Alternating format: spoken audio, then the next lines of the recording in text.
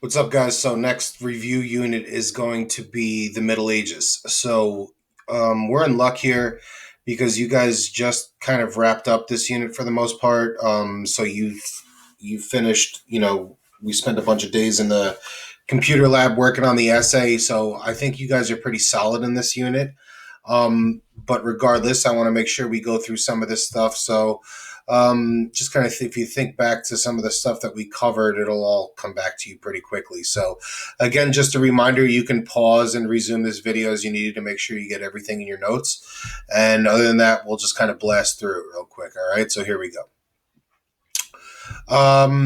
First things first, the big major topic of the unit was kind of feudalism.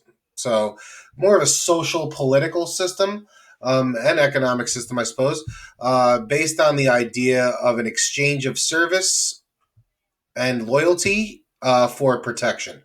So the idea is that when the Roman Empire collapses, it's an unstable and chaotic environment throughout Europe, and people look to wealthy landowning nobles and their knights for protection.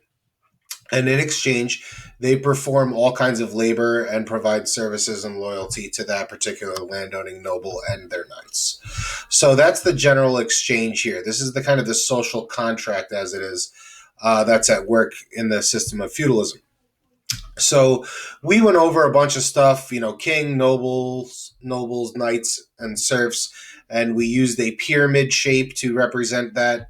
If you remember, king at the top, there's only one king, then there's nobles, then there's knights, then there's serfs. So the pyramid shape serves a couple of purposes. It tells us who sits above who, and it also tells us what proportion of the population belongs to each class. So the serf class being on the bottom of that pyramid takes up the most space, indicating that those are the largest portion. That's the largest portion of the population. And then kind of there's fewer knights, and then there's even fewer nobles, and then there's only one king. So that's why the king sits at the top. So it's important to note that during this time, wealth equals land. So it's not like Scrooge McDuck, swimming pool full of gold coins. That's not what wealth is.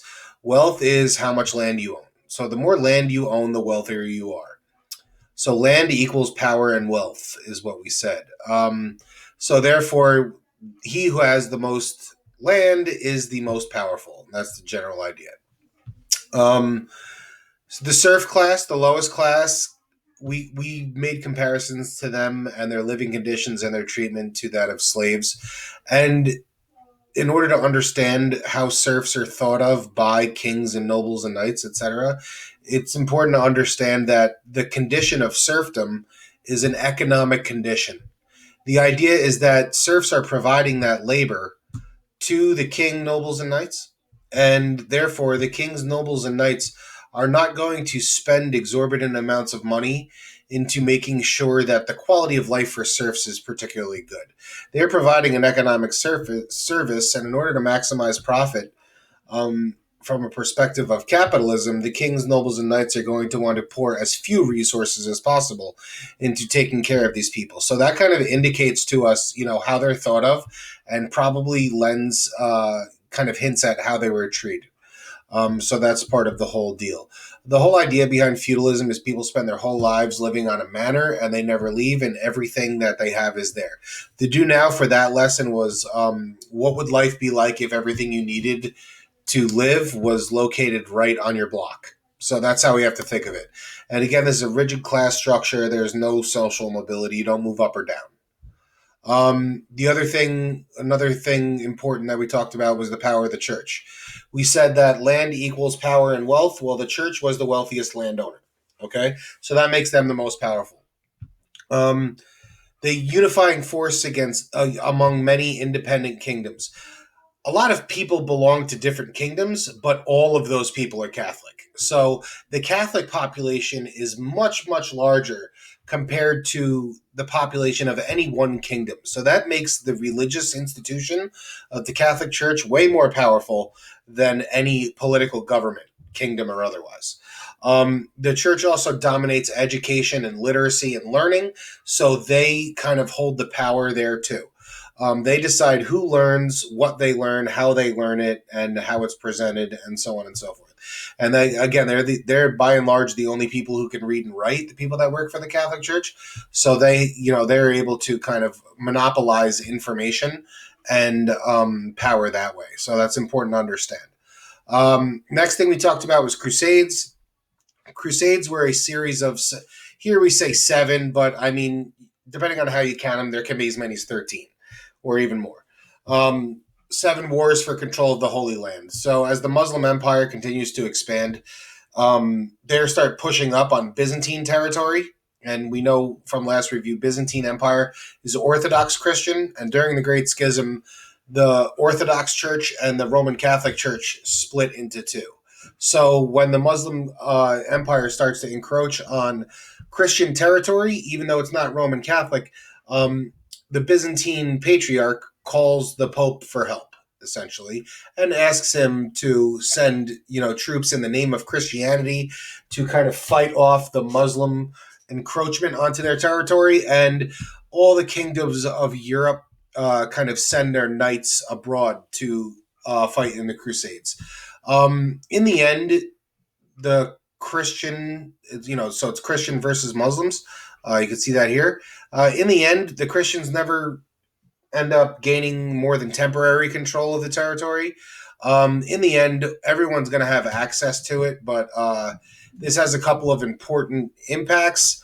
Cultural diffusion being the most important. Even the East and the West, the Christians and the Muslims, kind of clashing in this way leads to an exchange of ideas and leads to a significant increase in trade, and we will talk about that later. What the impacts of that are, but also religious intolerance throughout Europe is a big problem. And there's other impacts too, but these are the big ones. And then the end of feudalism and kind of the end of the Middle Ages is really thanks to gunpowder. Gunpowder makes knights obsolete, and we talked about the idea of class interdependence in the feudal system and how if we remove one class of people from the system, that the rest of the system kind of collapses in on itself because everyone's dependent on other members of that social hierarchy to do things for them and for them to do things for. So there's kind of this reciprocal relationship that where if we remove one class, everything kind of collapses. So gunpowder makes knights useless and the system kind of collapses as a result. And in addition to that, the plague, appropriate that we're talking about that these days. But the plague kind of wipes out the lowest classes because serfs tend to live closer together. So disease and pestilence kind of spreads among them at a much quicker rate than it does amongst the wealthier people in the feudal system. And this is generally true. The more money you have, the more space you have to yourself. So it's hard to stay germ-free and free from disease when you're living very, very close to a lot of people. Okay. So the idea is, keep some space for yourself to avoid getting sick, which is exactly what we're doing right now. So there you have it. So between gunpowder and the plague, that kind of brings feudalism to an end. So there was other stuff that we talked about in the unit, but for the sake of time and trying to keeping it all in one nice, neat package, these are the major takeaways. Again, take a look at the multiple choice questions and answers, and let me know if you guys need any help. All right, I'm here, and see you soon. Later.